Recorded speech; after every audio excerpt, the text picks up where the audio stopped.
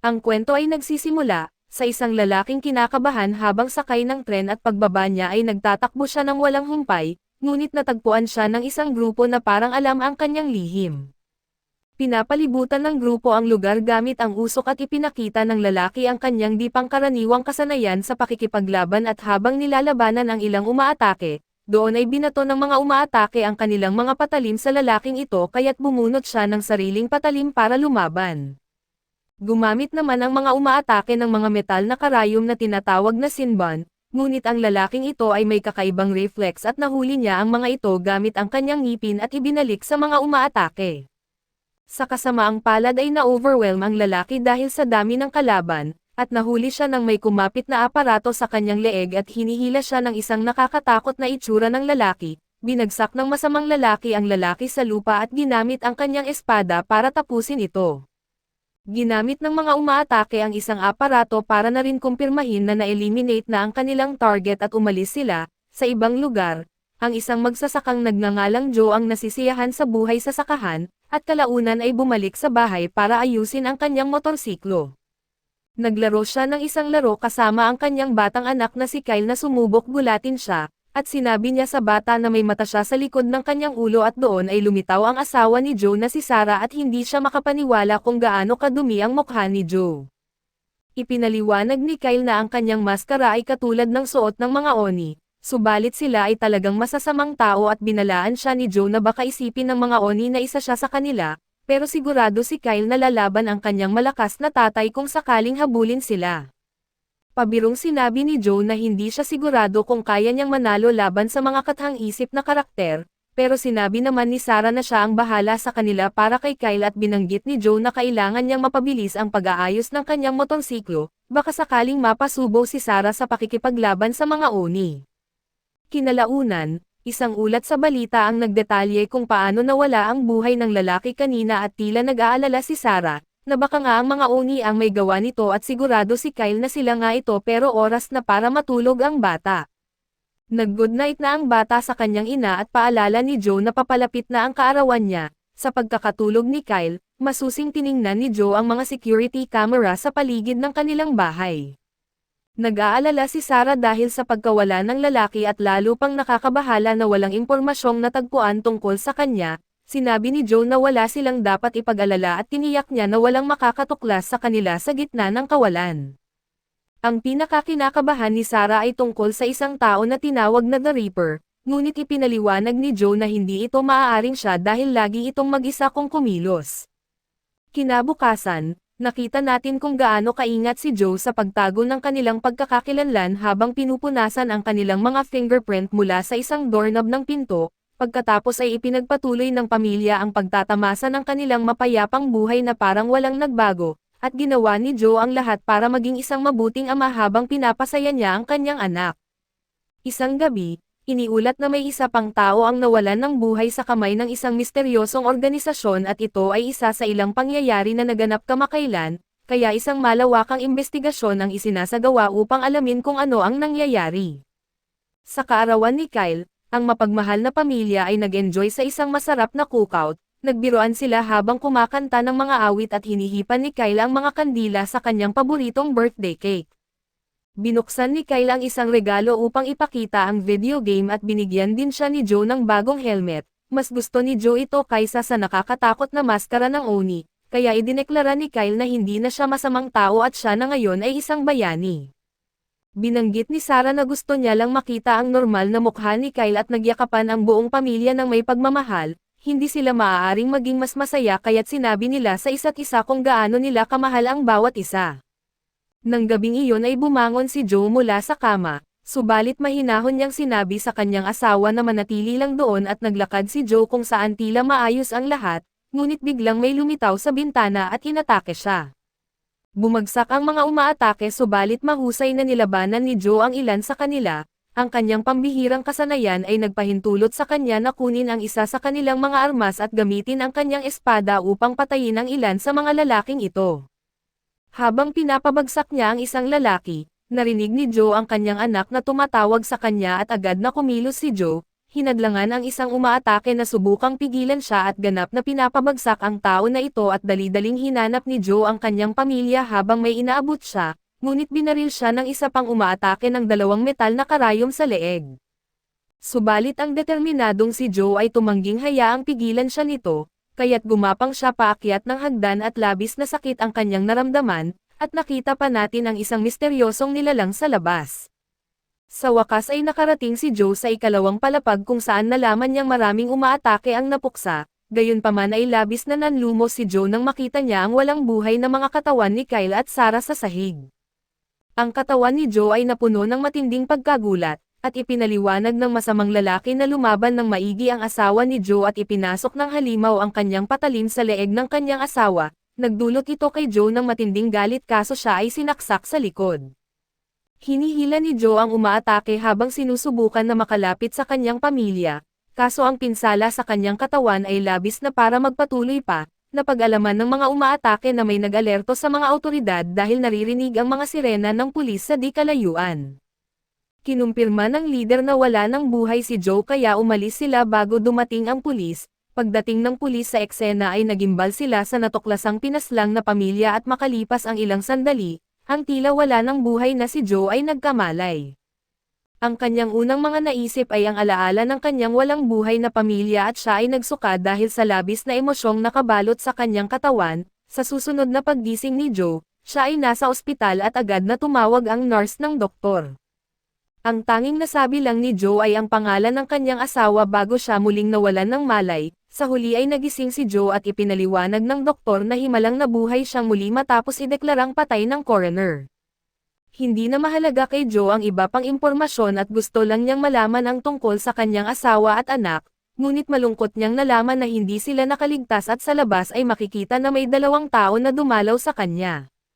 Sila ay sina Mike at Emma na mula sa FBI. Gusto nilang makatulong sa kanilang investigasyon kaya nagtanong sila ng ilang katanungan tungkol sa kung sino ang maaaring umatake. Hindi nagsalita si Joe ng kahit isang salita, ngunit nakikita ni Mike na siya ay nagiging labis na nagagalit.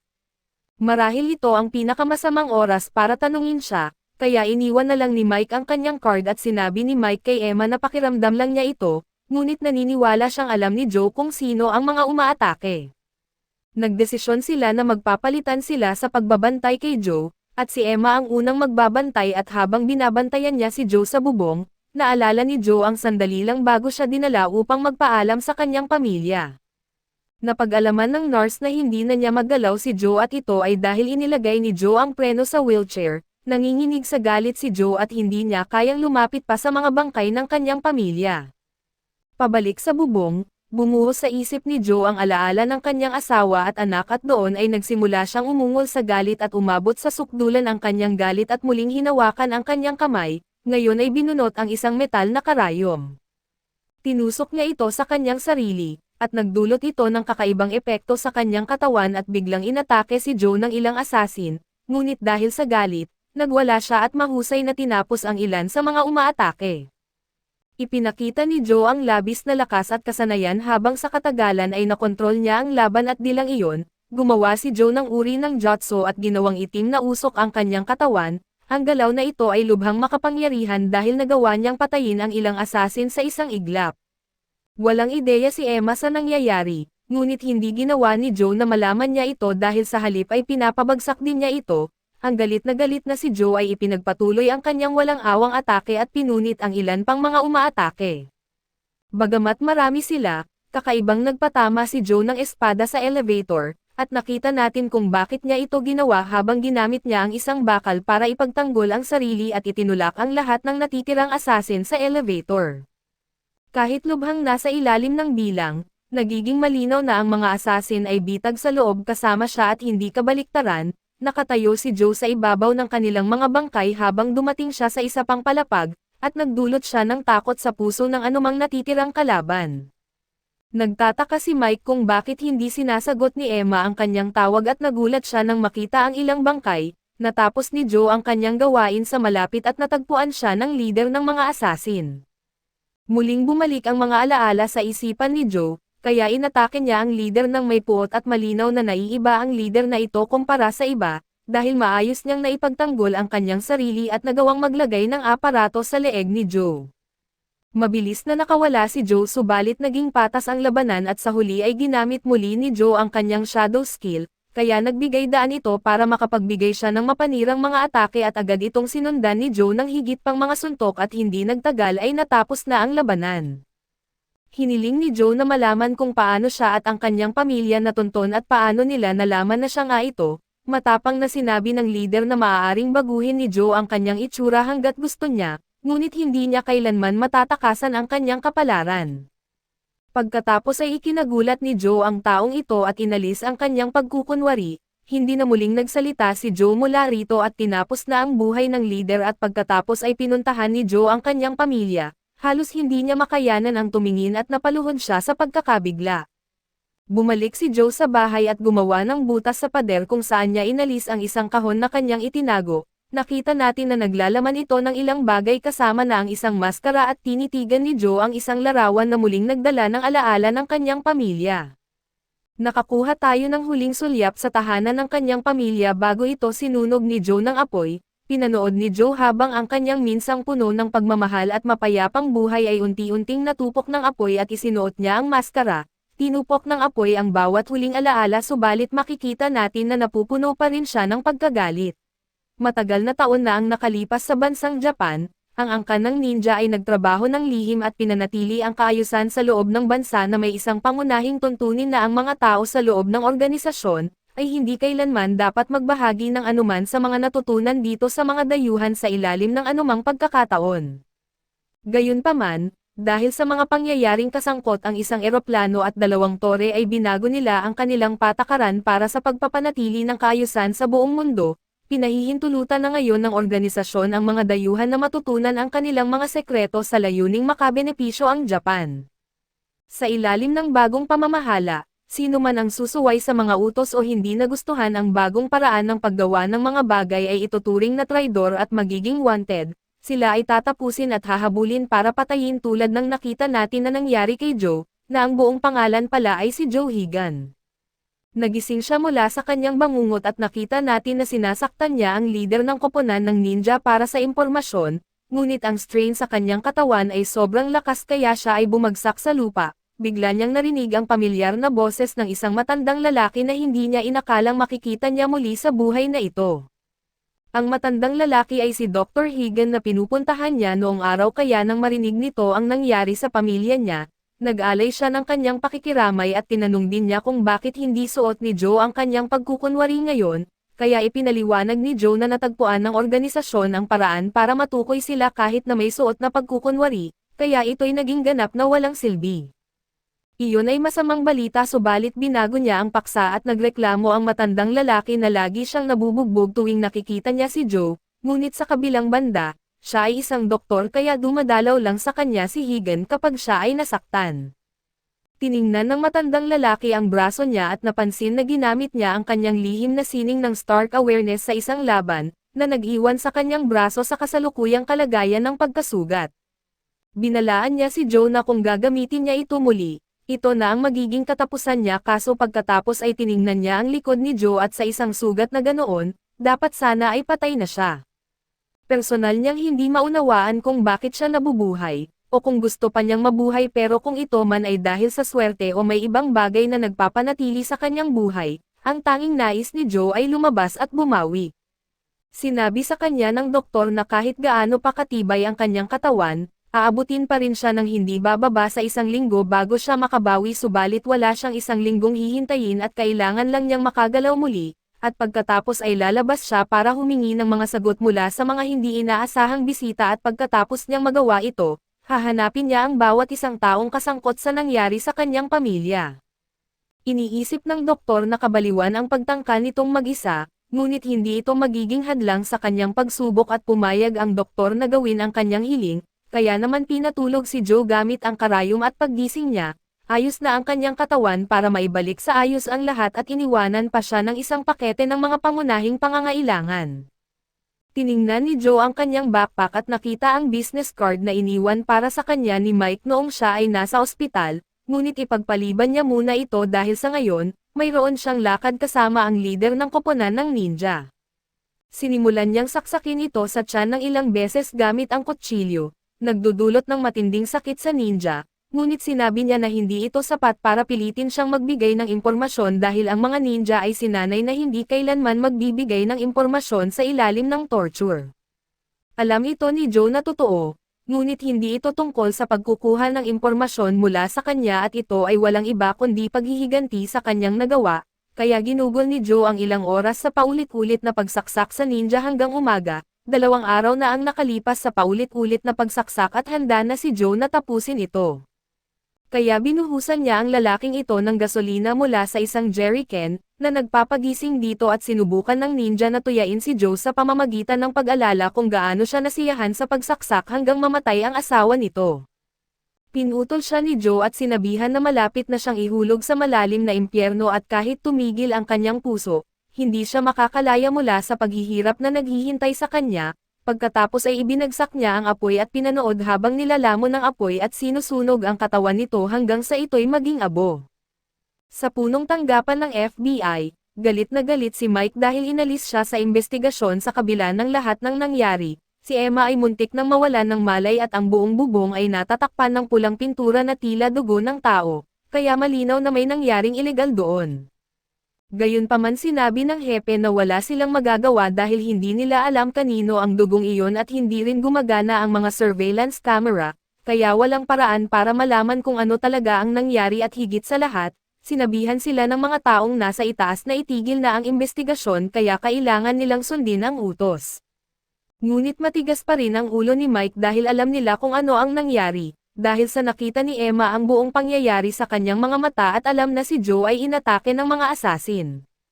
Gayunpaman, itinama siya ng kanyang boss at sinabing sigurado siyang sasang-ayon si Emma na imagination lang niya ang lahat ng iyon. Lumapit si Mike kay Emma at sinigawan siya dahil sa pagtanggi at pagsang-ayon na kunwari walang nangyaring ganon, ngunit wala siyang intensyong sumuko sa kaso.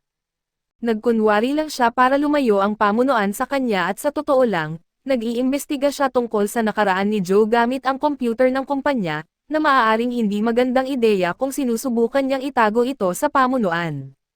Subalit nakakita siya ng kakaiba na si Logan pati ang kanyang asawa at mga anak, ay gumagamit ng mga alias dahil walang record na sila'y umiiral at tiyak na may kahina-hinalang nangyayari at determinado si Mike na malaman ito.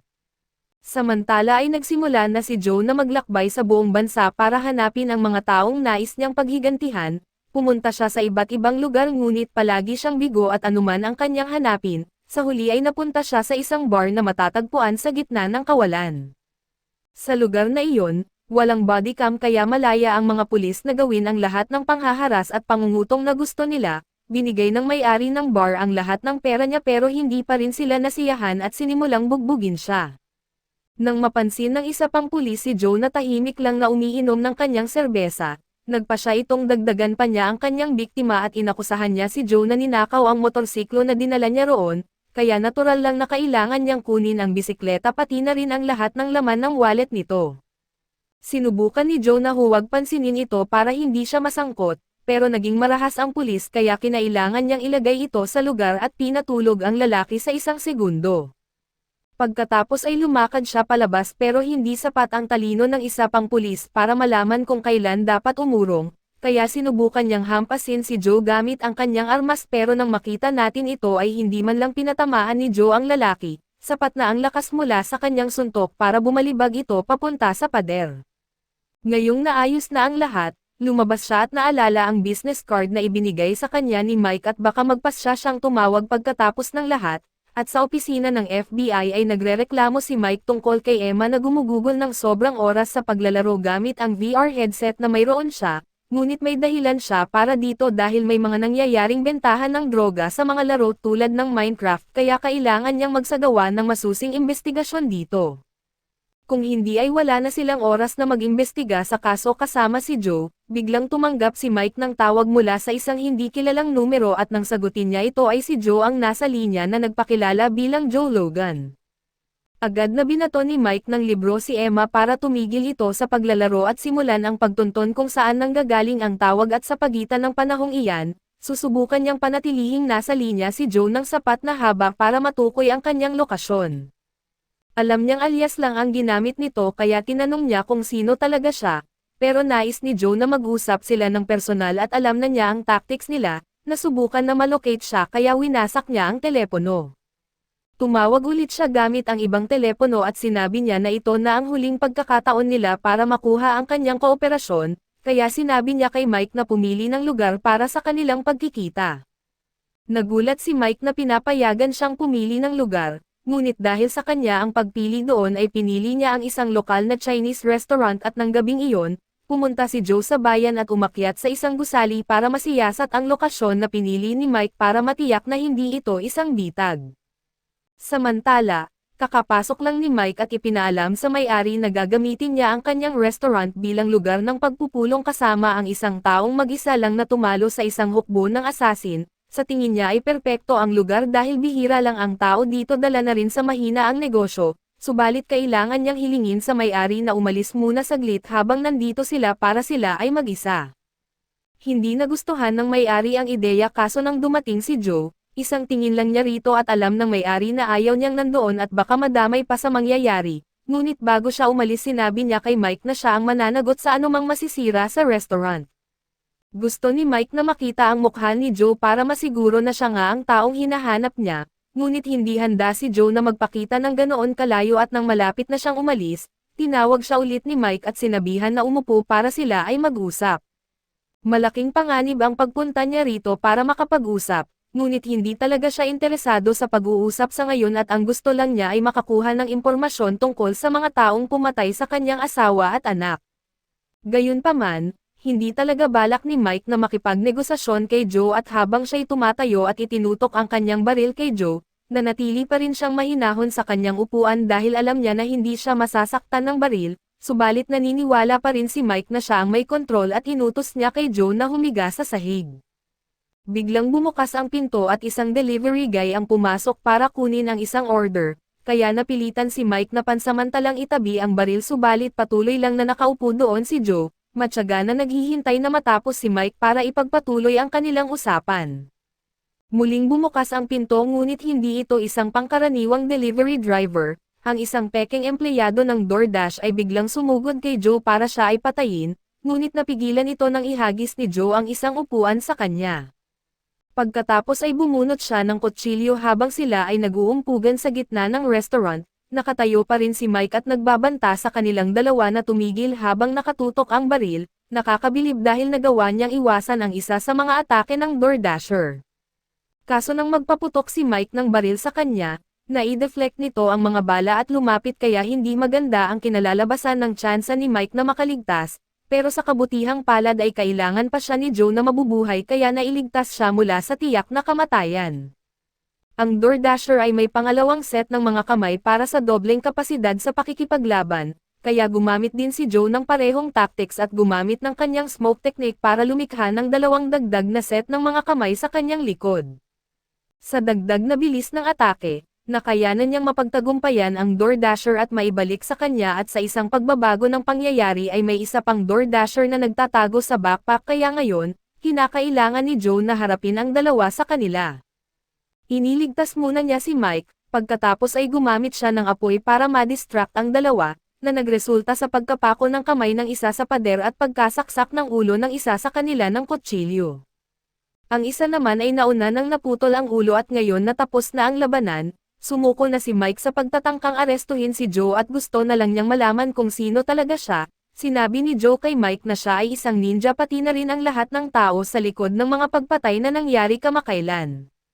Narinig na ni Mike ang mga usap-usapan tungkol sa mga ninja sa kalye, kaso hindi niya kailanman inakalang maaari silang maging totoo at di nagtagal ay tinamaan ng isang drive-by shooting ang tindahan na naglalayong patayin ang lahat ng saksi kaya nagtago sila ni Joe sa likod ng isang mesa para sa kanlungan, at hindi din natin alam kung saan gawa ang mesa na iyon pero nakita nating matibay ito dahil sa ito'y nakatagal sa matinding putukan at nanatiling buo.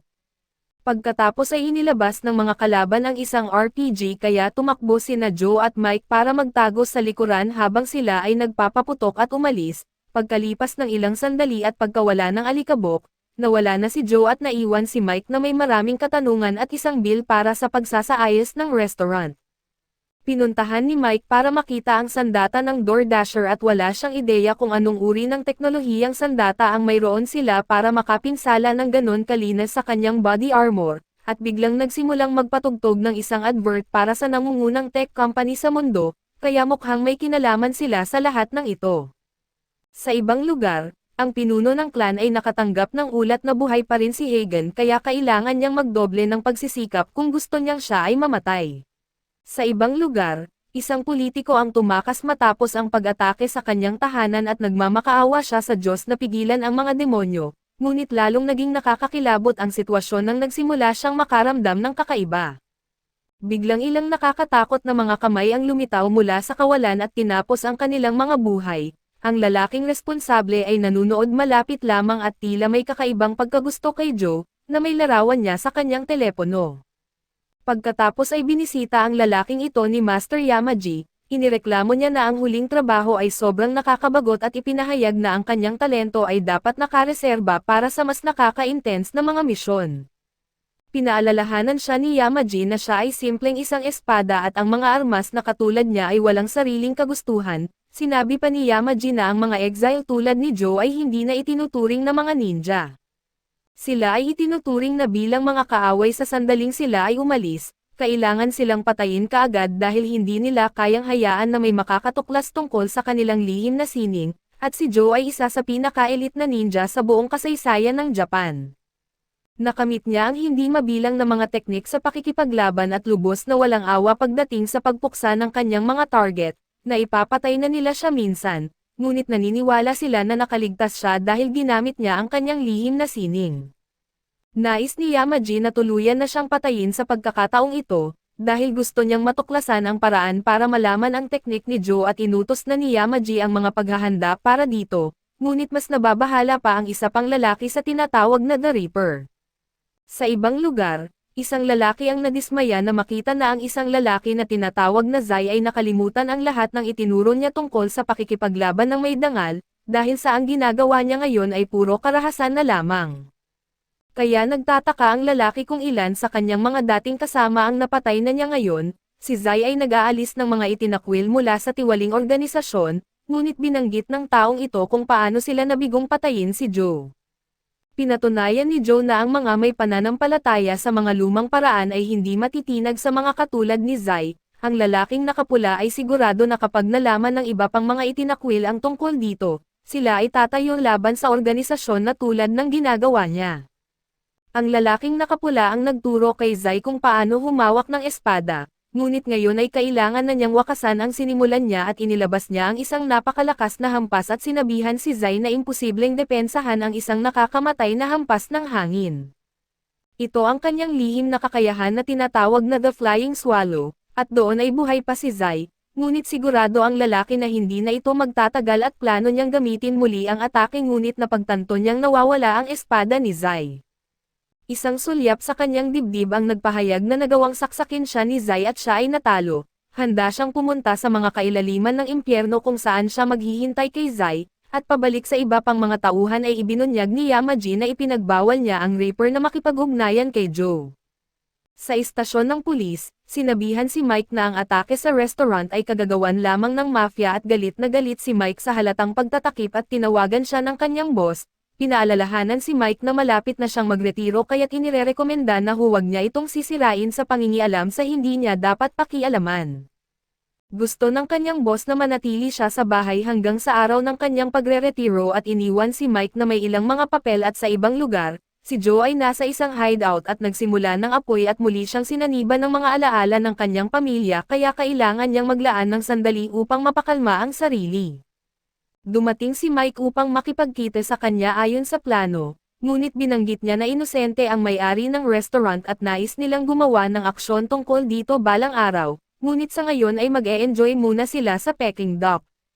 Pinag-uusapan nila ang nalalaman nila sa ngayon at ang mga armas na ginamit sa atake ay gawa sa isang espesyal na metal, at ang patent sa alloy na metal ay hawak ng Ota at malinaw na may koneksyon sa pagitan nila at ng ninja. Ngunit kailangan pang mangangalap ng ebidensya ni Mike upang malaman pa.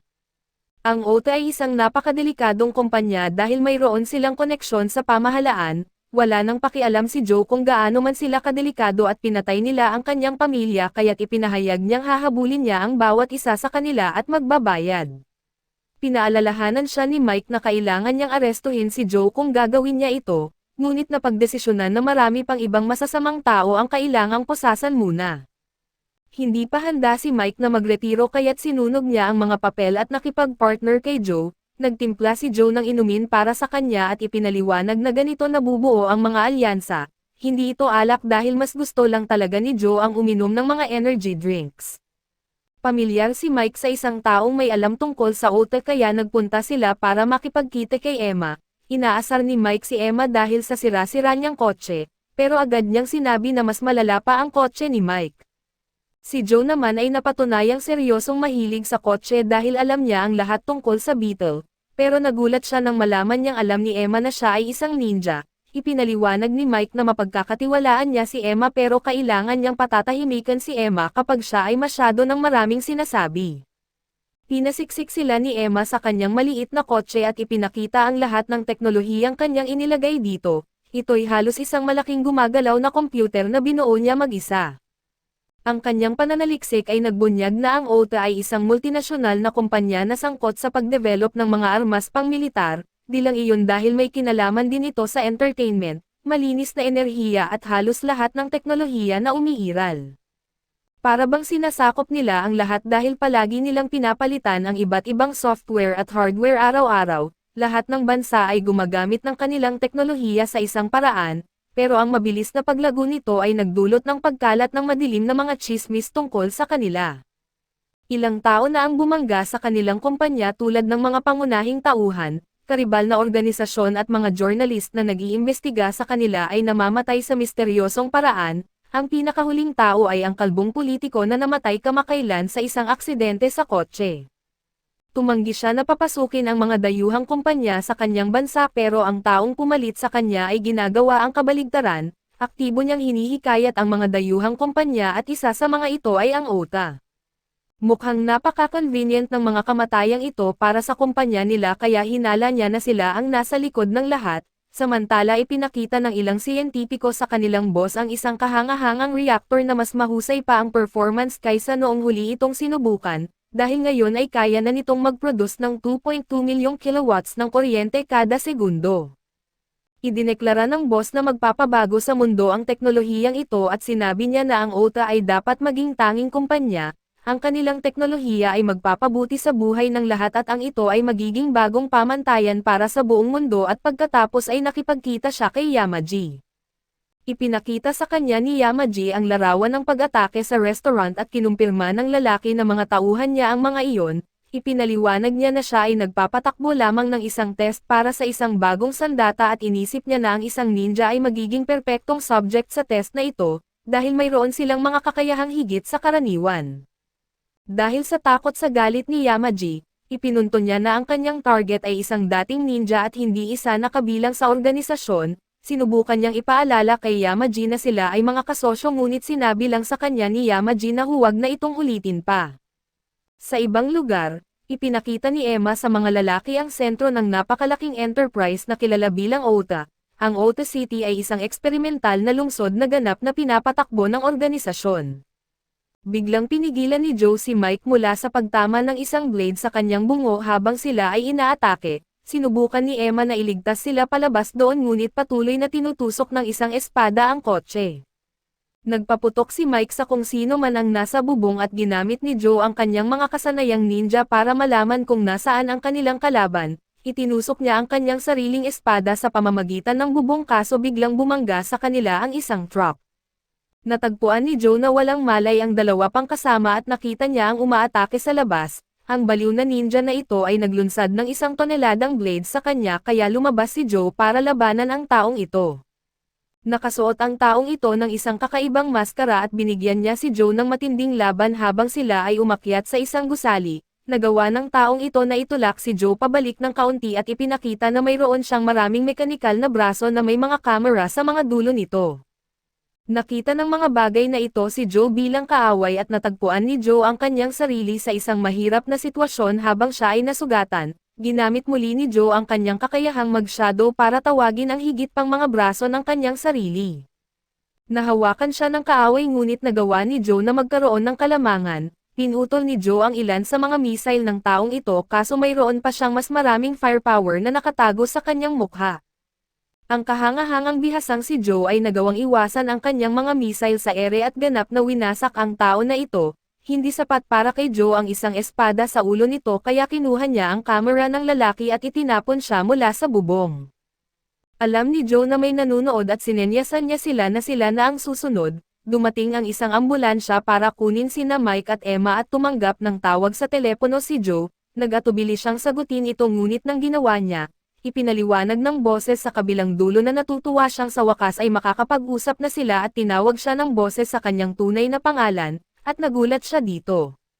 Ang boses ay nagsasabi sa kanya na naglaan ito ng pagkakataon na i-encrypt ang tawag kaya hindi na niya kailangang mag-alala sa posibilidad na ma-detect ito. Sinimulan ni Joe ang pagtatanong kung sino ba talaga ang boses na nasa linya, ngunit hindi siya basta-basta nakakakuha ng sagot. Una ay inihayag ng boses na alam niya na papunta si Joe sa lungsod ngunit mayroon itong napakahirap na multi-layered na sistema ng seguridad kaya imposible para sa kanya na makapasok mag-isa. Dahil dito nais ng boses na mag-alok ng tulong sa pagpasok ni Joe.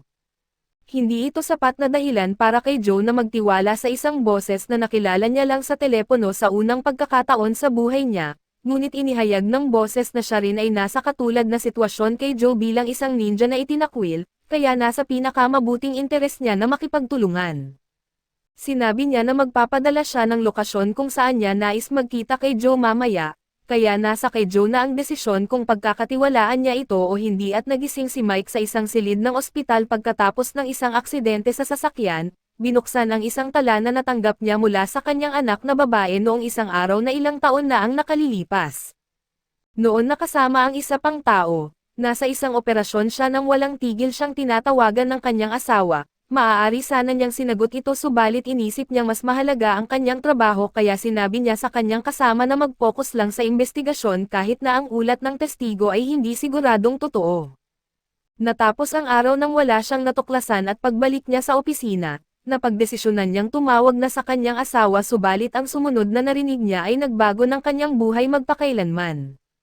Namatay ang kanyang anak na babae sa isang aksidente sa sasakyan dahil sa isang lalaki na ayon sa mga ulat, ay nakatulog habang nagmamaneho at labis na nasaktan ang kanyang asawa at galit na galit sa kanya dahil hindi siya sumagot sa telepono nang may nangyaring kasing seryoso nito. Nawala sa kanya pareho ang kanyang anak na babae at asawa ngayon, at ang tanging naiwan na nagpapalubag sa kanya ay ang guhit na ginawa para sa kanya ng kanyang anak na babae noong buhay pa ito. Habang malalim siyang nag-iisip, inistorbo siya ni Joe nang lumitaw ito mula sa isang sulok at di na masanay si Mike sa paglitaw ng mga ninja mula sa kawalan, ngunit may mahalagang ibabahagi ito at doon ay tinawag nila si Emma habang binabanggit ni Joe ang lalaking nagsabing maaari siyang mag-alok ng tulong tungkol sa misyon sa lungsod. Hindi ganap na kumbinsido si Mike na ang lalaking ito ay isa pang ninja tulad ni Joe, ngunit alam niya ang impormasyon na ipinasa lamang sa mga ninja ng lumang organisasyon at walang nagsasalita tungkol dito mula nang dumating sila sa bansang ito. Ipinakita rin ng pananaliksik ni Emma na alam ng lalaking ito ang kanyang sinasabi pagdating sa sistema ng seguridad ng lungsod dahil hindi ito biro, kailangan mong maging literal na multo para makalusot dito nang hindi man lang napapansin. Kaso kung ito ay magiging bitag pala sa huli, kakailanganin niyang patayin silang lahat at di nagustuhan ni Mike ang katotohanan na basta na lang sabihin ni Joe na gusto niyang gumawa ng homicide, kaso ipapalampas muna niya ito. Ang mahalaga ngayon ay pag-usapan kung paano sila makakapasok sa lungsod, lalo na't matagal na panahon na ng huling beses na nakausap ni Mike ang kanyang boss na nasa lungsod at halos sigurado na may mata sila sa kanya. Kaya naman, iniisip ni Emma na baka mas mabuting itigil na lang nila ito ngayon at maaaring tama siya nang sabihin niyang ang pinakamagandang paraan para malaman ang mga lihim ng lungsod ay ang makapasok sa kanilang HQ, ngunit hindi niya sinabing posible ito. Pinakiusapan siya ni Mike na mag-isip ulit, ngunit siya ang tech girl at hindi isang salamangkero, kaya wala siyang magagawa at gayunpaman ay hindi ito nangangahulugang wala na silang ibang opsyon. Nakatuklas siya ng isa pang lead sa anyo ng isang komunidad ng mga gumagamit ng dark web na nagbabantay sa mga kilos ng lungsod at sa kanilang nakita, naniniwala silang plano ng Oz City na sakupin ang mundo sa pamamagitan ng pagbuo ng mga sandata na pang-mass destruction. Sa una, inisip ni Mike na ito ay bunga lamang ng mga teorya ng sabwatan, ngunit mas mabuti na ang mag-ingat at nagawa ni Emma na matukoy ang admin ng grupo sa dark web na nag-aangking isa sa mga dating mananaliksik ng Oz, ngunit malayo ito kaya matatagalan bago nila ito marating. Sinabi ni Mike na hindi ito magiging problema, ngunit gusto niyang mag-isa dahil sapat na ang nagawa ni Emma para tulungan siya at ayaw niyang isakripisyo ni Emma ang kanyang buhay sa misyong tulad nito, ngunit siya sa kabilang banda ay nawalan na ng lahat ng mahalaga sa buhay kaya wala na siyang mawawala. Gayunpaman, hindi hihinto si Emma lalo na't malapit na sila sa pagkuha ng impormasyon sa lungsod at kung swerte, baka makakuha pa siya ng ilan sa kanilang pinaka-advanced na data at ibenta ito sa black market para sa milyon-milyon. Dahil hindi siya sumusuko, nagkasundo silang lahat na magkakasama pa rin at tumayo si Joe para umalis hanggang sa handa na ang iba para umalis. Subalit bago siya umalis ay tinanong siya ni Mike kung sinabi ba niya sa kanyang asawa na siya ay isang ninja. Sumagot si Joe na alam ng kanyang asawa ang lahat tungkol dito dahil siya rin ay isa. Sinira lamang ng dalawa sa kanila ang code ng ninja na manatiling emosyonal na hiwalay mula sa ibang ninja. Binigyan nito ng bagong perspektibo ang buhay ni Mike dahil kahit isang ninja tulad ni Joe ay pinili ang pamilya kaysa sa trabaho, ginawa ng lungsod ang isang pagpupulong para pag-usapan kung paano mapabagsak si Joe dahil tila isa siyang mahusay na mandirigma. Pinagtatawanan siya ng maliit na lalaki dahil sa sobrang pagpapahalaga kay Joe, ngunit hindi niya alintana ang pagbibigay ng kahalagahan hanggat makukuha niya ang data na kanyang labis na hinahangad. Sa katunayan at kung kinakailangan, handa siyang magpahintulot sa kanyang katulong na magbigay sa kanya ng malaking pera kung magbibigay ito ng sapat na data, at handa rin itong gawin ang anumang bagay. Pagkatapos magbiro, tinanong ng direktor ng OZA kung ano ang plano dahil malamang nasusunod nang lumitaw si Joe dito, subalit sinabihan siya na kumalma dahil ang syudad ng OZA ay 100% na hindi mapapasok. Hindi niya gusto kapag ginagamit ang salitang 100% na kaligtasan dahil parang hinahamon nito ang iba na subukan na malagpasan ito, ngunit bago siya magpatuloy ay tinanong niya si Big D kung nakikinig ba siya sa pulong. Tiyak na nakikinig si Big D ngunit may mas mahalaga siyang kailangang asikasuhin, ang panatilihing sariwa ang kanyang estilo at kung maaari niyang mapanatili ang afro na hindi masisira, personal niyang tiyakin na mamamatay ang nagtangka. Sinubukan ng isa na magbiro tungkol sa malaking saging ni Big D, ngunit pagod na si Yami sa pakikinig sa walang kabuluhan na usapan at ginamit ang isang forced choke, para panatilihing tahimik ito at sinabi niya na alam na ng lahat kung gaano kadelikado si Joe sa puntong ito, kaya ang plano ay nananatiling pareho.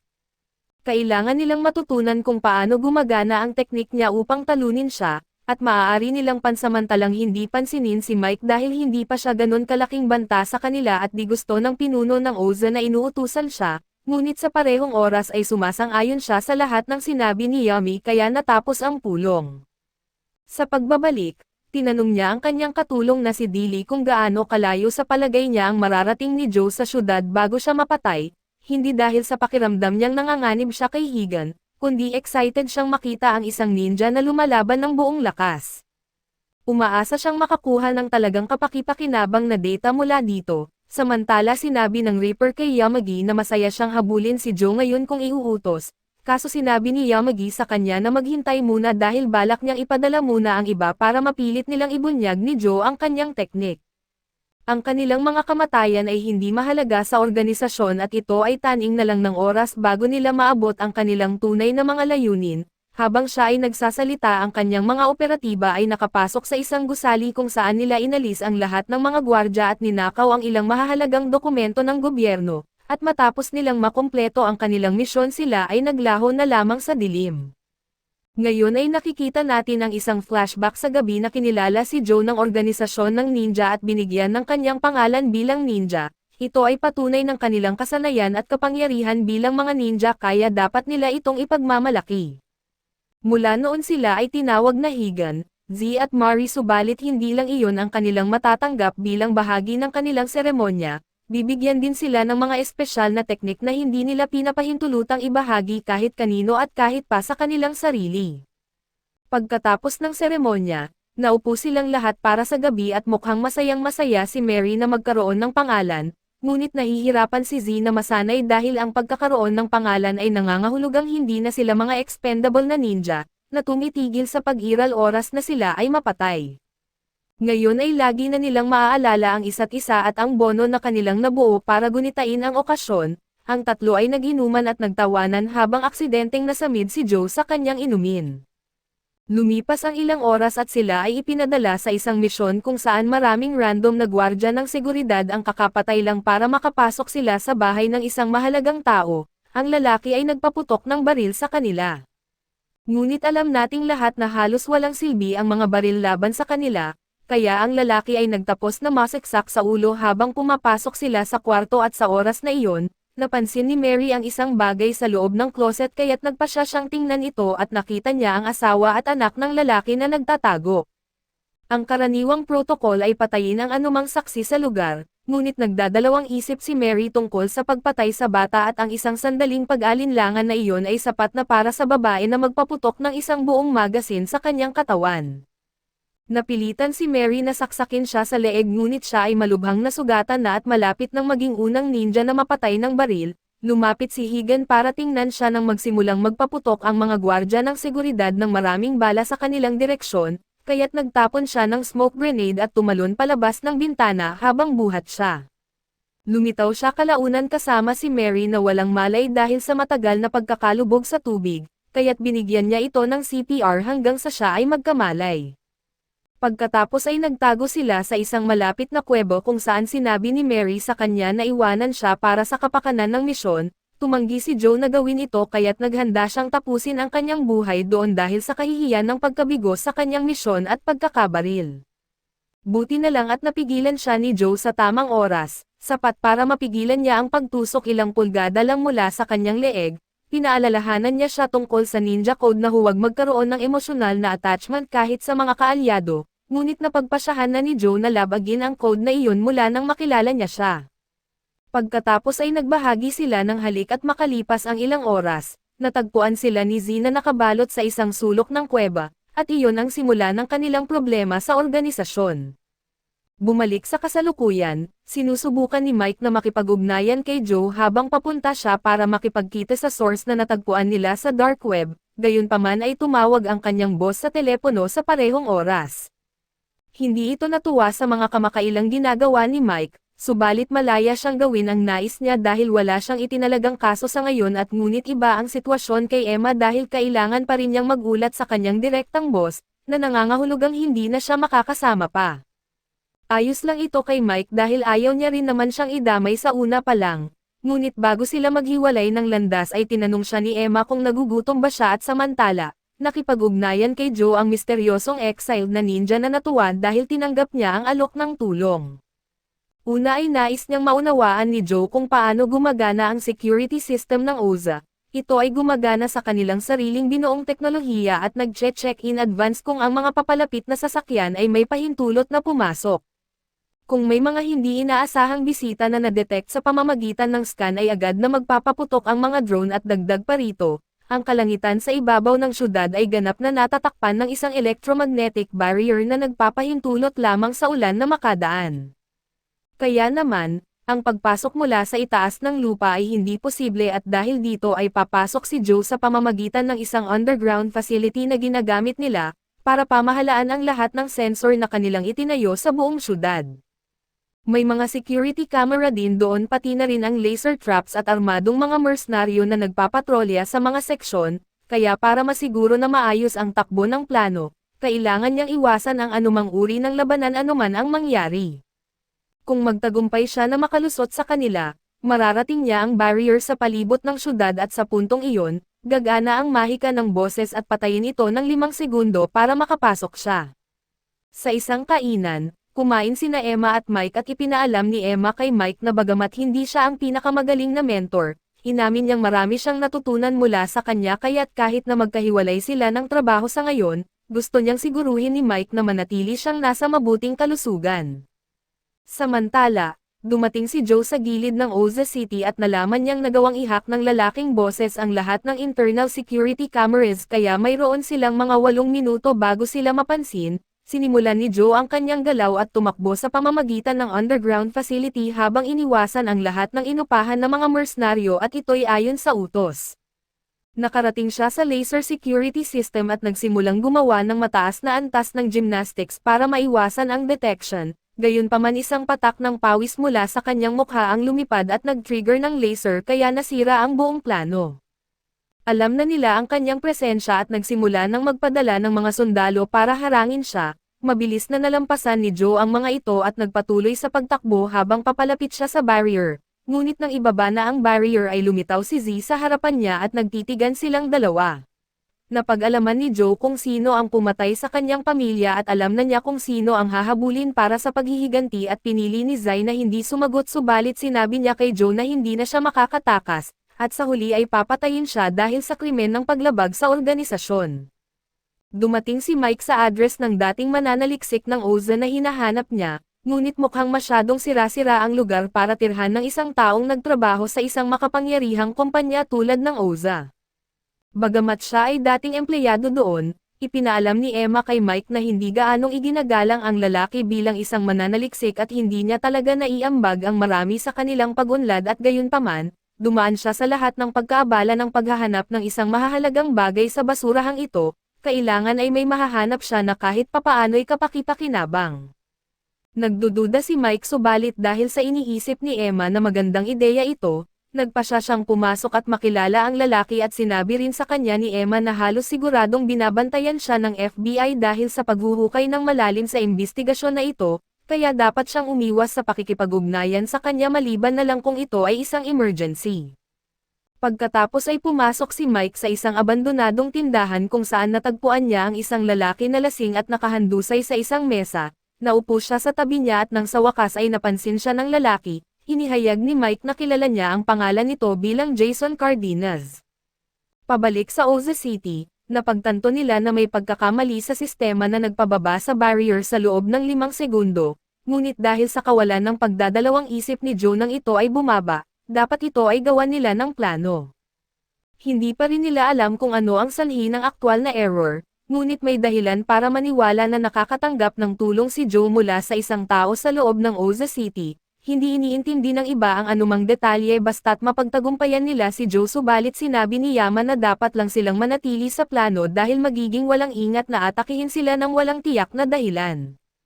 Dito ay nagmungkahi si Midget ng isa pang plano at iminungkahi na hayaan lang nilang pumasok si Joe sa lungsod ng walang paglaban, nasa kanila ang lahat ng puwersa kaya hindi mahalaga anong lihim na teknik ang mayroon siya kung siya ay malulula bago pa man niya ito magamit. May ilan na tutol sa ideya dahil anumang kasiraan na edudulot nito ay nagdudulot ng hindi maganda sa Oza, ngunit nagustuhan ni Joseph ang ideya ng pagkakaroon ng isang ganap na labanan kaya sinabi niya na siya ang mag-aayos sa anumang pinsala dahil sa mayroon na silang pahintulot. Iminungkahi ni Dilly na akayin nila si Joe patungo sa silid ng pagsubok, samantala ay nagtatago si Joe sa isa sa mga tunnel nang matanggap niya ang balita mula sa kanyang kontak na nagpasya ang mga nakatataas na hayaan siyang pumasok sa lungsod ng walang laban. Siyempre ay balak nilang pagkaisahan siya at mag-deploy ng ilan sa kanilang pinakamahuhusay na ninja, kaya hindi siya dapat mahulog sa bitag kung hindi ay mapapatay siya. Sinabihan siya ng boses na dapat siyang kumilos ng alas 7 ng gabi dahil may inihanda ang lungsod na parada bilang cover sa kanilang laban sa kanya. Pagkatapos makipag-usap kay Mike, tinanong siya ni Jason kung naroon ba siya para mangikil ng pera sa kanya sa pamamagitan ng pagbanta na isumbong siya sa Oza. Ngunit wala sa intensyon ni Mike iyon at nais lang niya ng tulong sa isang investigasyon kaya kung sasabihin sa kanya ni Jason ang lahat ng alam niya, iiwanan niya ito at aasal na parang hindi sila nagkita. Subalit mas nag-aalala si Jason sa katotohanang nakita siya ni Mike at kung nakakuha ng impormasyon si Mike tungkol sa lugar na ito, magiging madali na lang na mahanap siya ng Oza at doon ay naglibot si Mike sa kwarto at napansin ang isang lumang laro sa gitna ng kwarto, ngunit hindi ang laro ang kanyang interes kundi kung ano ang nasa ilalim nito, kaya hiniling niya kay Jason na igalaw ito para makita niya kung ano ang nasa ilalim. Sa lungsod ng Oza, kakasimula pa lang ng festival at gumagawa na ng kanyang hakbang si Joe para pumasok sa lungsod. Binabantayan siya ng lahat ng pinuno ng organisasyon na nag-anticipate sa kanyang paglapit at pagpasok niya sa imburnal, nakita niya ang sarili na nakaharap sa isang hukbo ng ninja.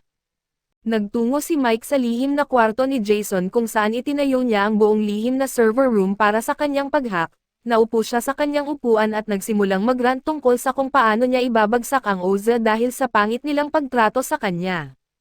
Sa papel ay sinasabing voluntaryo siyang nag-resign sa kanyang posisyon pero sa realidad, tinugis siya ng kumpanya hanggang sa mapipilitan siyang umalis at naiintindihan ni Mike ang frustration ni Jason kaso sa paraan ng kanyang pag-asta, maaaring natanggal siya dahil sa kanyang personalidad.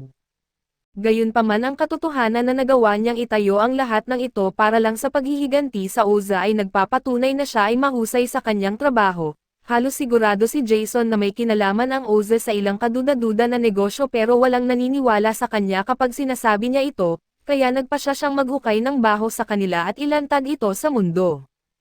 Ang dahilan kung bakit walang naniniwala sa kanya ay marahil dahil mukha siyang baliw. Ngunit alam ni Mike mula sa personal na karanasan na hindi sumusunod sa batas ang Oza kaya naniniwala siya kay Jason nang sabihin nitong may ginagawang masasamang gawa ang mga ito. Nais niyang mapabagsak ang Oza tulad ni Jason kaya tinanong niya kung kaya ba niyang i-hack ang kanilang mga server mula rito. Nag-alangan si Jason na sumang-ayon dahil hindi biro ang seguridad ng Oza, at kung susubukan nilang pasukin ito malamang ma-detect sila rito kaso tiniyak ni Mike na magagawa niyang protektahan siya. Sa kabilang dulo, si Joe ay nagpapakita ng kanyang lakas sa pagdaig sa hukbo ng mga ninja, at nagmumukha itong madali para sa kanya at gumamit si Joe ng ilang pampasabog upang lumikha ng galaw at patuloy na tumakbo habang tinataga ang iba pang ninja sa pamamagitan ng mga hakbang na ito. Pagkatapos ay tumalon siya sa ibabaw ng ilan sa kanila at hinuli ang isa na nahiwalay sa grupo, pagkatapos gamitin ang katawan ng lalaki bilang isang shield. Sinaksak ni Joe ang bibig nito ng higit pang mga pampasabog at pagkatapos ay naglaho sa kadiliman bago sumabog ang mga bomba. Samantala ginagawa ni Jason ang kanyang abilidad bilang isang henyo sa computer at sinubukan na makakuha ng access sa kanilang mga server, pero sa kasamaang palad, lampas sa kanyang kakayahan ang gumawa ng isang bagay tulad ng pagpapabagsak sa lahat ng kanilang mga server. Ngunit sinabi ni Mike na ayos lang iyon dahil ang kailangan lang nila ay makakuha ng impormasyon mula sa server.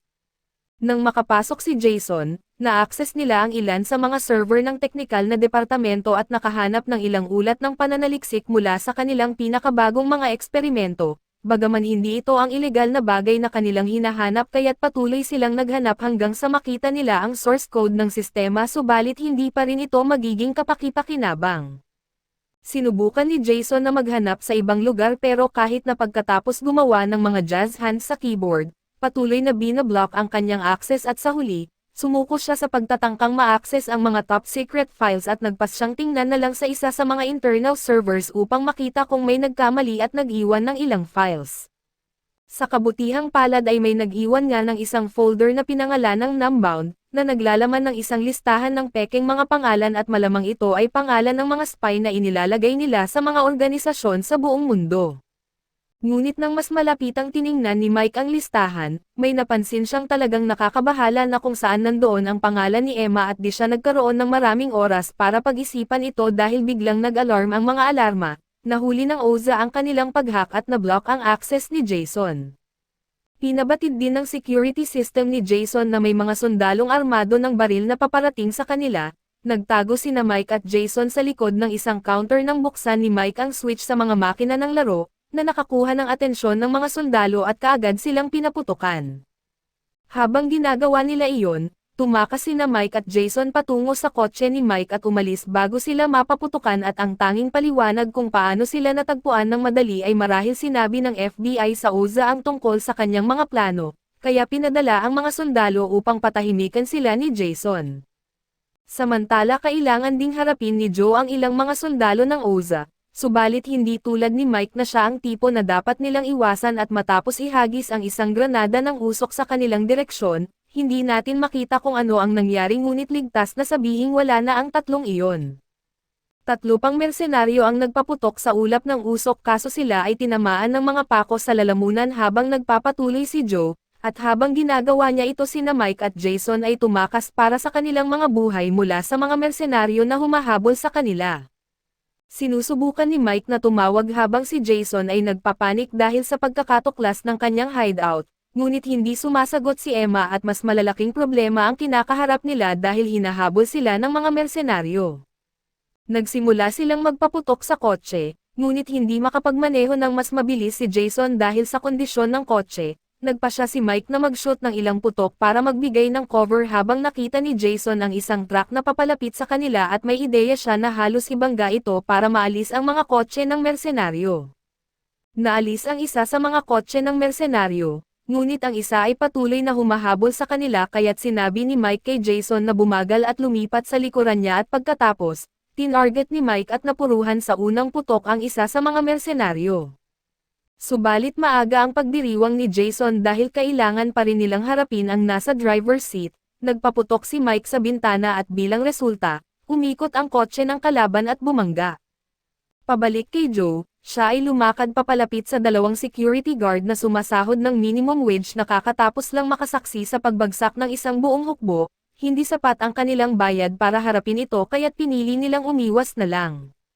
Pumasok si Joe sa elevator at habang papunta sa itaas, nagkaroon siya ng mga flashback tungkol sa kanyang pamilya, na nagpapaalala sa kanya ng dahilan ng kanyang paggawa ng lahat ng ito. Pagdating sa isang malawak na kwarto, napalibutan siya ng midget at mechasuit na tiyak na hindi nagpapakita ng kahit ano at na-impress ang iba na umabot siya ng ganito kalayo, ngunit hanggang dito na lang ang kanyang mararating. Pinapanood ni Joseph ang lahat ng ito mula sa gym ng kanyang bahay, at si Yama ay nanunood mula sa isang helicopter na umiikot sa test center at pagkakakita niya kay Yama, agad na sumugod si Joe patungo sa kanyang ngunit siya ay sinalubong ng isang ninja. Muntik na siyang masaktan ng malala ngunit nakaiwas siya sa huling segundo, at sinubukan niyang gumanti ng sipa, ngunit masyadong matibay ang armadore kaya hindi siya nakapagdulot ng pinsala at sa halip ay nahuli ang kanyang paa at inihagis sa ere kung saan siya ay sinalubong ng malakas na suntok ni Big D. Hindi tumigil ang pagtalon, kaya ginamit ni Joe ang kanyang lihim na arc para itago ang kanyang presensya at akala nila ay aatakehin niya sila, kaso sa halip ay nagtapon siya ng mga bomba sa bintana at gumamit ng grappling hook para habulin si Yamagi. Bago pa man niya ito magawang maakyat ng buo ay naputol ang linya kaya nahulog siya sa lupa at nabigyan ng spotlight, bumagsak si Joe sandali at iniisip ang kanyang pamilya sa huling pagkakataon. Tinanggap niya na maaari siyang mamatay dito ngunit kung mangyayari sa kanya ito, hindi siya susuko ng walang laban. Kaya naghahanda siyang gumamit ng espesyal na teknik muli kahit na alam niyang ito'y maaaring ikapahamak niya kung gagamitin niya ngayon, hinugot niya ang karayom mula sa kanyang braso at sinaksak ang kanyang sarili, ngunit sa parehong sandali, tinamaan siya ni Dilly at napadpad sa iba. Naghanda sana silang umatake muli, ngunit nagawang mabaliktad ni Joe ang sitwasyon sa kalagitnaan ng laban at sinaksak ang isa sa kanila sa ulo, ngunit protektado pa rin sila ng armadura mula sa nakamamatay na pinsala. Naghagis siya ng isa pang granada ng usok para takpan ang kanilang paningin at dahil sa kanyang nadagdagan na bilis ay hindi nila magawang sundan ang kanyang mga galaw, patuloy siyang sumaksak sa kanila sa pagtatangkang makahanap ng mahinang punto sa kanilang armadura, ngunit sa ngayon, tila ito ay tunay na hindi mapasukan. Handa na si Joe na gumamit ng isa pang lihim na teknik para makabasag sa loob, ngunit bago niya matapos ang hand sign ay sinaksak siya sa dibdib ng ilang mga pako at pagkatapos noon, naging masama ang takbo ng pangyayari para kay Joe habang siya ay sinipa-sipa at inihagis na parang bola hanggang sa siya'y halos walang malay na. Nang tila tapos na ang lahat, lumitaw si Zai at lumapit kay Joe na sinusubukang lumaban pa rin ngunit wala ng lakas para gumawa ng higit pa sa mahihinang suntok. Itinulak siya ni Zai pabalik sa lupa at sinabi na oras na para tapusin ang lahat, kaya hinugot niya ang kanyang espada para pugutan ng ulo si Joe. Tinanggap ni Joe ang kanyang kapalaran at wala ng lakas na lumaban ngunit bago pa siya mapatay, ang ninja sa pink na suit ay sumaklolo sa kanya at hindi makapaniwala ang lahat sa nangyari, ngunit bago pa man makagalaw ang iba para pigilan siya sa pagtulong kay Joe ay pinatay ang kanilang mga suit ng isang EMP device na naipasok niya. Pagkatapos ay dinala niya si Joe at tumalon sila mula sa gilid ng bubong habang nagtatapon ng bomba kay Zai at para ilayo siya sa kanilang bakas at sa kabilang dulo, makikitang sinisikap ni Jason na dalhin si Mike sa kaligtasan matapos itong tamaan, ngunit hindi pa alam kung gaano kalala ang kanyang mga sugat. Kay Joe ay sapat lang ang kanyang malay para maunawaan ang nangyari, ngunit kahit na nakaligtas siya salamat sa hindi kilalang ninja, ano na ang susunod niyang gagawin ngayong nabigo siya sa kanyang paghihiganti. Si Zai at ang iba pa ay lumapit sa gilid at tumingin ng may lubos na pagkabigla sa ginawa ng kanilang kasamahan, ngunit ang midget ay parang walang pakialam sa tulong na nakuha ng pink na ninja, dahil ibig sabihin lang nito ay may dalawa na silang tao na hahabulin. Ang media ay nagsimula na rin magtakip sa sitwasyon dito, sinasabing ang mga pagsabog kagabi ay mga masasayang aksidente lamang at gayunpaman, ang mga operatiba sa lupa ay nakatanggap ng isang nakakode na mensahe na nag-i-inform sa kanila tungkol sa pagtataksil ng isa sa kanilang mga ninja, at ang katotohanan ito ay kasalukuyang tumakas ito kasama si Joe. Nais ni Yama na siguraduhin nilang hindi makakalabas ng lungsod ng Oza si Joe at ang isang ninja. Makalipas ang ilang sandali ay nagising si Joe sa isang capsule subalit bago pa man siya makagalaw, binalaan siya ng babaeng ninja mula kanina na kailangan niyang magpagaling pa. Kahit pa may tulong ng teknolohiyang nanomachine, alam niyang nagtataka si Joe kung bakit niya ito sinagip sa una pa lang, ngunit nagsimula itong magkaroon ng kahulugan nang tanggalin niya ang kanyang maskara at ipinakita na siya pala ay si Emma. Humingi siya ng tawad sa pagsinungaling tungkol sa kanyang pagkakakilanlan at ito ay hindi pa nga ang kanyang tunay na mukha. Nagtanong si Joe kung inutusan ba siya na lumapit sa kanya at kinumpirma niya na tama ang kanyang hinala. Inilahad niya na ang Chief Ting ay nag-utos sa kanya sa isang espesyal na misyon tungkol sa katotohanan na si Joe ay namatay at muling nabuhay sa pamamagitan ng kanyang lihim na teknik. Inatasan siyang alamin ang katotohanan sa likod ng kanyang teknik at pinag-operate sa ilalim ng palagay na maaaring muling buhayin ni Joe ang kanyang sarili ng walang hanggan.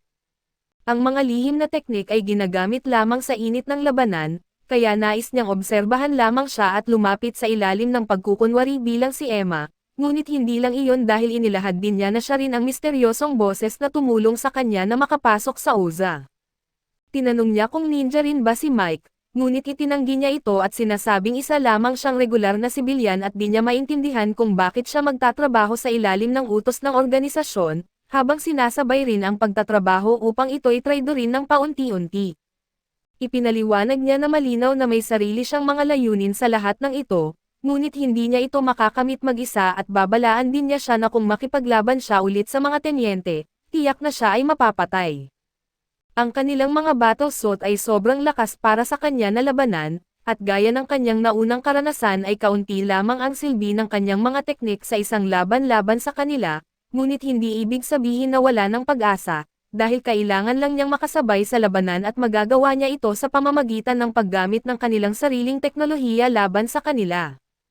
Sa HQ, nakatanggap ng balita si Yi na isa sa mga eksperimental na battle suit na nasa imbakan ay nawawala, mukhang inihanda na ito ng traidor na iyon ng maaga para siya ay makapagnakaw nito habang inililigtas si Joe.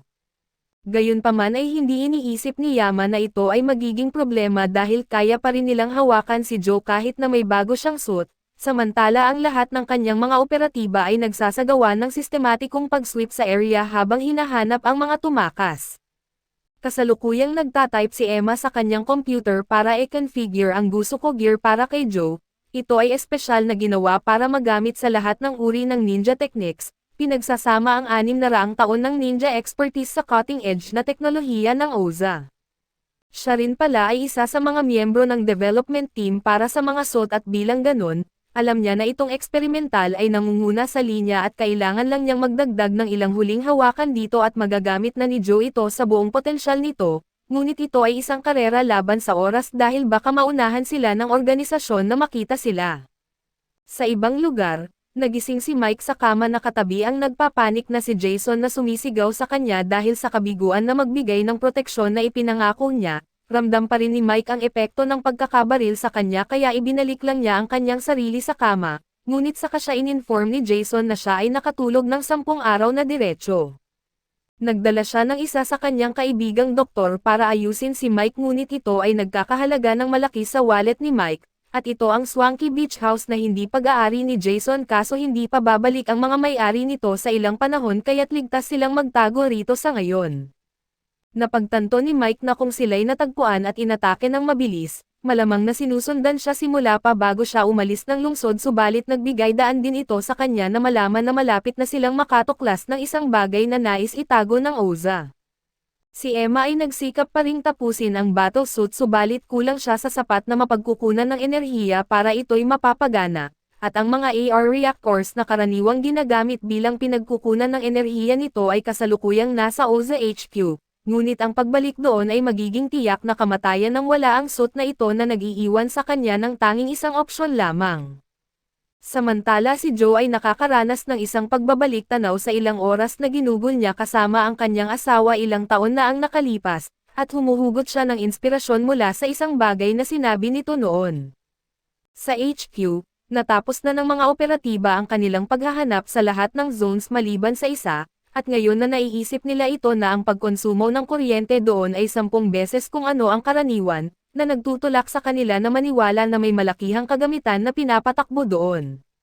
Dahil opisyal na nilang nailagay ang lokasyon ng mga traidor kaya't doon nag-volunteer si Big D na hawakan ang sitwasyon dahil sa tingin niya ito'y magiging masaya, kakatapos lang ni Emma sa pagkakabit ng armor plating sa armor subalit marami pa rin na kailangang gawin. Ang na-update na Gusuko Armor ay tinatawag na Comway at ito ay isang ganap na bagong disenyo na binuo mula sa simula, dinisenyo upang makamit ang pinakamataas na performance sa labanan na maiisip at dahil dito, ito'y gumagana ng iba kumpara sa ibang suits dahil kailangan itong direktang makonekta sa utak ng gumagamit. Magagawa nitong tumugon agad sa mental na imahe na iniisip ng gumagamit. Binibigyan ito ng oras ng reaksyon na mas mabilis kumpara sa kaya ng ibang suits at mas intensively at mabilis ang mga reaksyon, mas maraming lakas at bilis ang kayang ibigay ng suit sa eksekusyon. Ito'y batay sa lakas ng loob ng gumagamit, ngunit upang magawa ito ay kailangan itong ilagay sa isang malalim na tulog na estado, kung saan hindi ka magising sa lahat kahit pa na masaksak ka ulit sa puso. Nais niyang gawing malinaw sa kanya na sa susunod na siya'y mamatay, hindi na siya makakabalik at alam niya ito bilang isang katotohanan dahil siya ang gumawa sa kanya na maaaring mabuhay muli. Ipinakita niya sa kanya ang isang maskara, na nagpapahiwatig na siya ay naroon sa gabi ng unang pag-atake sa kanyang pamilya at ginamit niya ang kanyang sariling lihim na teknik para ganap na e-freeze ang kanyang mga selula sa pamamagitan ng pagtama sa isang espesyal na daanan. Nang malaman ni Joe ang tungkol sa teknik na nagpapahintulot sa kanya na mabuhay matapos masaksak sa puso, hindi na ito magagamit muli dahil permanente nang magsasara ang mga landas, ang tanging naramdaman na lang niya ay pagkagalit. Nagtaka siya kung bakit hindi rin ginamit ni Emma ang teknik para iligtas ang kanyang asawa at anak, handa siyang mamatay kung ibig sabihin nito ay mananatili silang mabubuhay at di sumagot si Emma at sa halip ay inaktibo niya ang neural link, na nagpapawala ng malay kay Joe. Biglang nakatanggap siya ng alerto na nagsasabing ang kanyang hideout ay na-infiltrate na. Mabilis na pagtingin sa security camera ay nagpakita na ang mga sumusugod ay si Big D at ilan sa kanyang mga ninja. Nang makarating si Big D sa isang pinto ginamit niya ang isang laser tool para putulin ang daan papasok. Subalit sa kabilang dako ay isang explosives na inilagay ni Emma sa isang decoy na location ang kanyang nadatnan. Natuwa si Emma dahil nahulog sila sa patibong na nagbigay sa kanya ng karagdagang oras para makompleto ang synchronization ni Joe. Sa kasamaang palad ay nagkamali siya ng akala dahil sa di katagalan ay natagpuan siya ng midget at tinanong niya kung paano siya natagpuan, at kahit maliit, ipinaliwanag nito na sa pamamagitan ng deductive reasoning at dahil walang bakas ng kanilang presensya sa lungsod, nangangahulugang patuloy silang gumagalaw at natuntun niya ang tanging sasakyan na hindi humihinto sa paggalaw. Sa pagkakaroon lamang ng 10% ng synchronization rate ng suit ni Joe at kailangan ni Emma na maghanap ng paraan para mapatagal sa kilos si Midget hanggang sa handa na si Joe, ginamit niya ang kanyang computer para putulin ang pag-track kung saan sila naruroon na nagbigay sa kanya ng sapat na oras para isuot ang kanyang sariling bubble suit at harapin si Midget. Excited na si Midget na makaharap ang isa pa sa suit kaya't hinugot niya ang isa sa kanyang mga add-on at naghanda para sa labanan. Samantala sinusubukan ni Mike na makontak si Emma subalit hindi ito sumasagot dahil sa halatang mga dahilan. Ipinaliwanag niya kay Jason na ang susunod nilang hakbang ay hanapin ang lahat ng tao sa listahan, kaso hindi maintindihan ni Jason kung paano niya inaasahang magagawa niya iyon at di na makakauwi si Mike dahil nabunyag na ang kanyang pagkakakilanlan at dahil wala siyang access sa kanyang mga computer, hindi na siya makakahack ng kahit ano pa. Ang mga computer ay hindi eksakto ang larangan ni Mike kaya hindi niya talaga matutulungan si Emma, subalit napagtanto ni Mike na alam niya kung saan makakahanap ng talagang magandang computer pabalik sa lungsod ng Oza. Sa pagitan ng labanan ni Emma at ng Midget, tila nasa mas mahirap na kalagayan si Emma at gayunpaman ay may mga tactics pa siyang hindi nagagamit, kaya inilabas niya ang ilang virtual keyboards at nagproseso na i-hack ang ilan sa mga sistema ng Oza para makontrol niya ang ilang makina. Pagkatapos, nagsimula siyang magpasabog ng mga truck at drone strikes laban kay Midget at tinawag siya na isang kahihiyan sa lahat ng dapat kinatawan ng isang organisasyon. Hindi itinanggi ni Midget ang mga sinabi niya dahil totoo naman ang mga iyon. Sa katunayan, pumunta siya roon nang hindi ipinaalam sa iba sa organisasyon na natagpuan niya ang kanilang lokasyon at tinawag pa rin siya ni Emma na isang kabiguan bilang ninja at isang maliit na freak. Sa kasamaang palad ay nagustuhan ito ng kalaban at lalo lamang siyang nag-enjoy sa laban. Tatalon sana siya pababa para bumagsak kay Emma, ngunit nagawa niyang magulo ang paningin ni Midget at ang suntok nito ay hindi tumama at nang makabangon si Midget ay nakakita siya ng maraming Emma, kaya naisip niyang kontrolado ni Emma ang optic sensors ng kanyang suit. Sinimulan niyang hanapin kung alin ang tunay na Emma, kaso ang mga unang nakita niya ay mga ilusyon lamang at habang siya'y abala, lumitaw ang tunay na Emma sa likod niya at sinaksak ang kanyang suit. Tinulak siya ni Midget at sinubukan na suntukin, ngunit umilag si Emma at naglaho muli sa karamihan ng kanyang mga ilusyon at kahit na nalulunod na sa labanan, patuloy lang sa pagngiti si Midget habang may countdown sa kanyang display. Pagkatapos, ipinukpok niya ang kanyang kamao sa lupa at gumamit ng pulsar na may apoy para matanggal ang lahat ng clone ni Emma. Iniwan ang tunay na isa at nang maabot ng timer ang 0 ay lumitaw ang ilang recharging stations mula sa lupa kaso binato ni Midget ng mga bomba at sinira ang isa bago siya nakakuha ng sarili niyang recharge. Iniwan si Emma sa suit na walang kuryente at siya ay nasaawa ng gusto ni Midget na gawin. Nagsimula siyang dahan-dahan na durugan ang katawan ni Emma, ngunit sa loob ay pinipilit pa rin ni Emma na magtiis ng kaunti pang oras para magising si Joe at sa truck. Nagsimulang magpatugtog ng recording si Emma na ginawa niya para sakaling mamatay siya bago magising si Joe.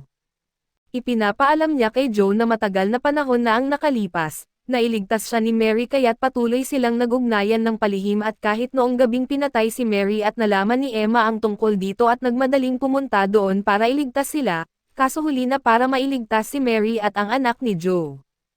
Gayunpaman ay nakakita siya ng pagkakataon para iligtas si Joe kaya't ginawa niya ito at humingi siya ng tawad kay Joe dahil hindi niya nailigtas ang kanyang asawa o anak, pero nais niyang tuparin ang pangarap ni Mary para kay Joe na mabuhay pa.